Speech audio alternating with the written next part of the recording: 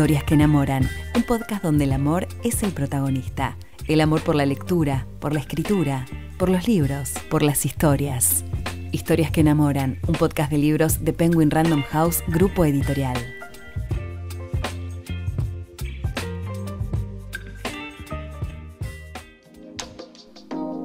Mi nombre es Lucía, soy lectora, fanática de las historias y los libros y host de este podcast.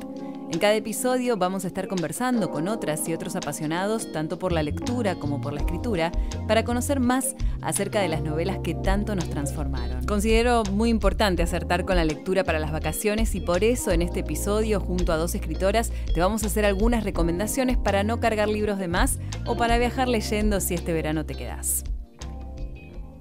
Hola, soy Gabriela Exilar, soy escritora, vivo en la ciudad de Mar del Plata y desde hace 10 años publico con el sello Plaza y Janés de Penguin Random House, principalmente novelas románticas históricas. Mi nombre es Andrea Milano, soy escritora, publico mis novelas actualmente en Plaza y Janés de Penguin Random House. Mi vínculo con la lectura es desde muy pequeña, con los libros tengo una relación súper íntima, es más, comparten mi cama porque en el costado vacío de la cama grande está lleno de libros por leer, soy una acumuladora de libros, así que son mi pasión. Tanto que tengo tatuado un libro en mi piel, así que creo que es la relación más estable de mi vida y desde que soy muy chiquita. Mi vínculo con la lectura empezó desde mi niñez porque fui lectora precoz y con 5 años ya empezaba a juntar letras y no había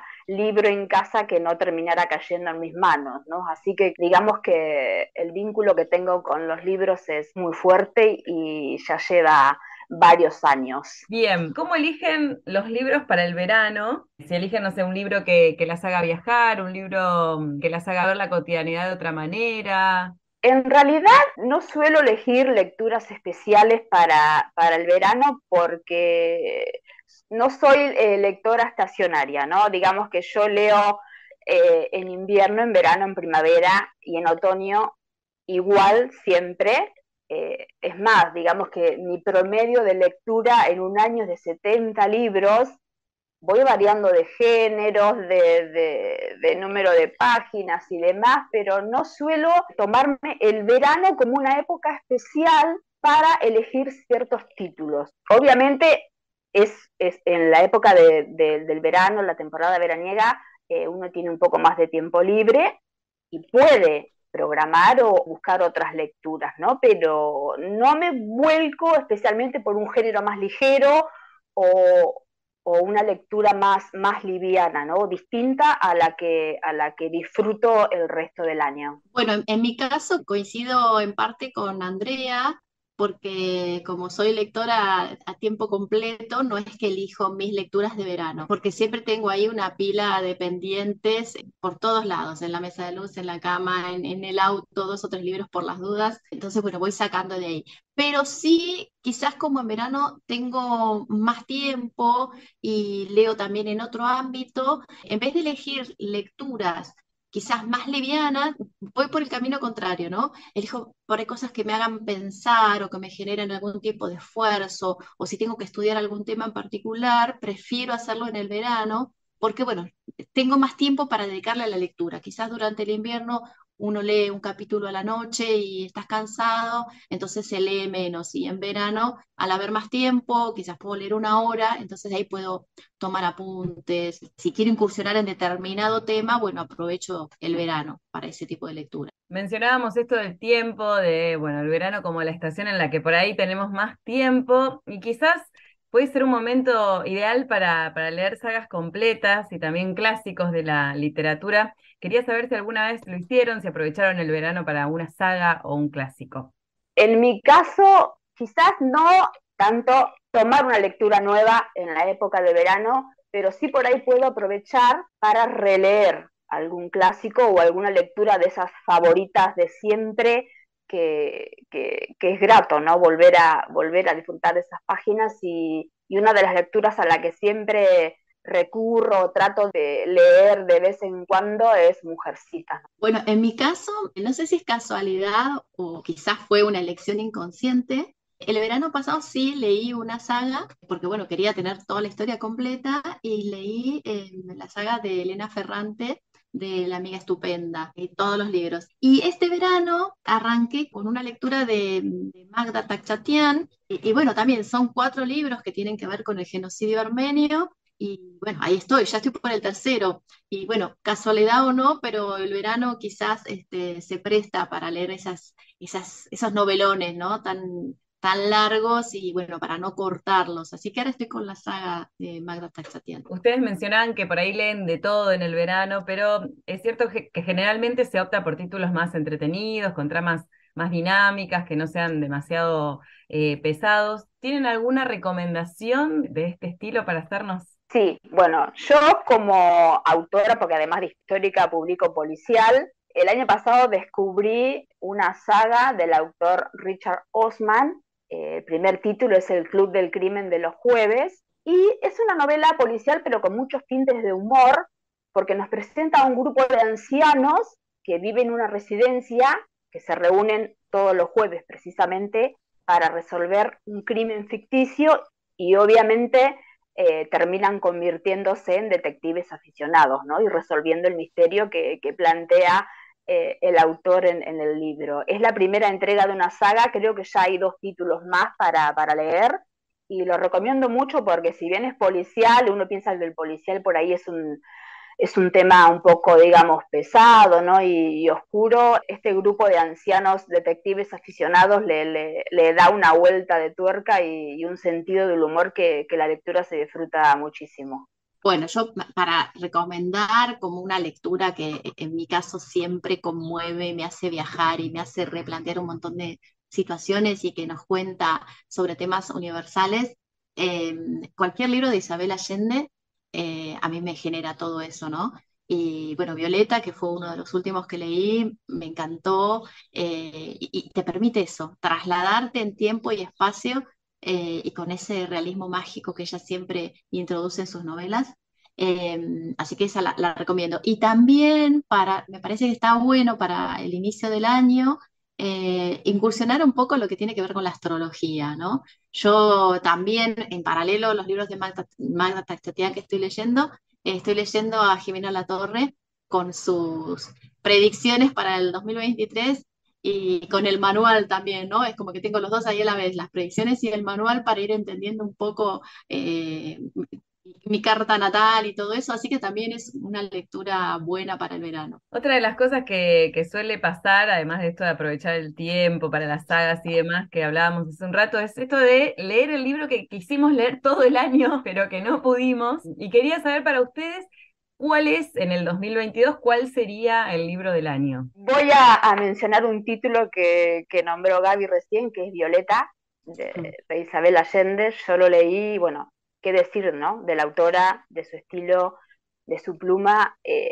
logra transportarte, ¿no? A esa, a esa, a esa magia, ¿no? Que tiene ella para narrar, y sobre todo en esta historia que logra entrelazar a través en un intervalo de 100 años, a la Violeta que nace en medio de la gripe española, y a esta Violeta que le escribe una carta a su nieto Camilo y que termina muriendo en la pandemia de COVID, ¿no? Ella sabe, y en medio de todo, de esas 2 tragedias, con un siglo de diferencia, Isabel nos cuenta una historia maravillosa a las que ya nos tiene acostumbrados, ¿no? Así que creo que para mí la mejor lectura del 2022 sin duda fue Violeta de Isabel Allende.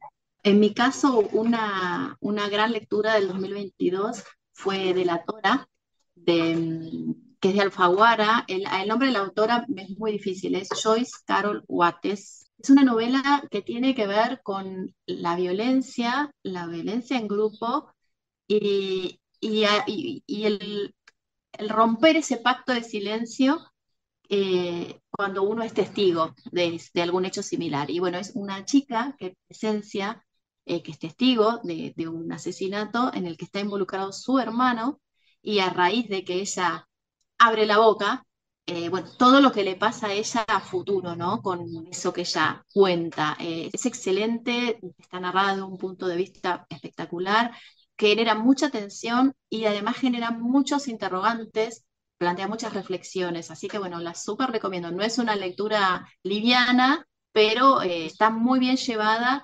Y ya les digo, cualquier libro que lleve a la reflexión, que nos haga pensar, que nos haga poner en los zapatos del otro, a mí siempre me deja muchas preguntas y me gusta ese tipo de lectura, ¿no? Que me deje con muchas preguntas, muchos interrogantes y que me lleve siempre a ir un poquito más, ¿no? Bueno, y lo último, normalmente, seguramente les pasa que tenemos referentes, personas de confianza, que tienen gustos parecidos a los nuestros, o también algún librero o librera amiga que nos recomiendan libros, ¿no? Quería saber cuáles son las mejores recomendaciones de verano que recibieron, de quiénes y por qué. ¿Por qué fue la mejor recomendación? En este caso, yo voy a mencionar a una plataforma que se llama Alibrate, que es como una red social, es como un Facebook, pero para lectores, ¿no? En donde uno comparte sus lecturas, recomienda libros, escribe reseñas y demás.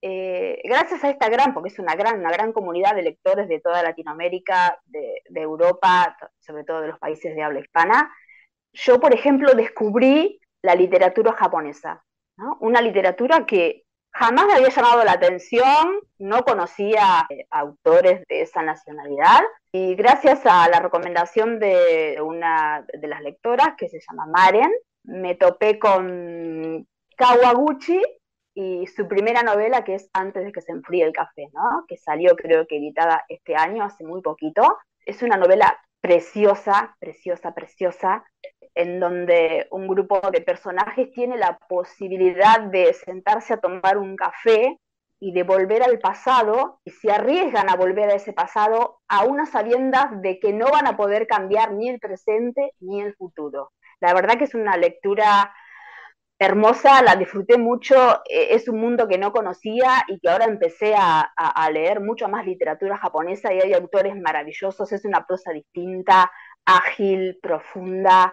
Realmente la recomiendo y estoy esperando ansiosa que siga la saga, porque sé que dentro de poquito va a salir la segunda novela, así que seguramente también la voy a comprar, y recomiendo mucho Antes de que se enfríe el café, de Kawaguchi. Bueno, en mi caso, mis recomendaciones vienen por dos vías. Una de una amiga librera, que es Virginia Palacesi, de la ciudad de Lobos, que es la dueña de la librería El Guardián. Y el otro es un programa que escucho por Spotify, que conduce Inde Pomeraniec, que se llama Vidas Prestadas.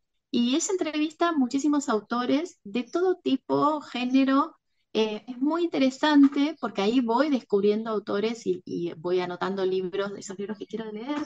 Y uno de los últimos que recomendó y que escuché la entrevista y que me fascinó, me pareció súper interesante, es Las Olvidadas, de Cristina Mucci, que cuenta la historia de tres mujeres íconos en la historia. Bueno, Martha Lynch, que les digo, vayan, incursionen en su vida porque es una vida súper interesante, Silvina Bullrich y Beatriz Guido. Así que ese libro, Las Olvidadas, me abrió como otro mundo. Si bien no es novela, cuenta la historia de estas mujeres fascinantes, intrigantes, disruptivas, ¿no? Así que bueno, de ese programa Vidas Prestadas yo voy sacando un montón de autores que quizás no conocía, y libros, ¿no? Libros para leer que me llevan hacia otro lado, ¿no? Que como que me sacan también un poco de lo que es siempre la novela de la misma temática. Bueno, acá en este programa hay todo tipo de recomendaciones, géneros, autores contemporáneos, a veces también hay lectura de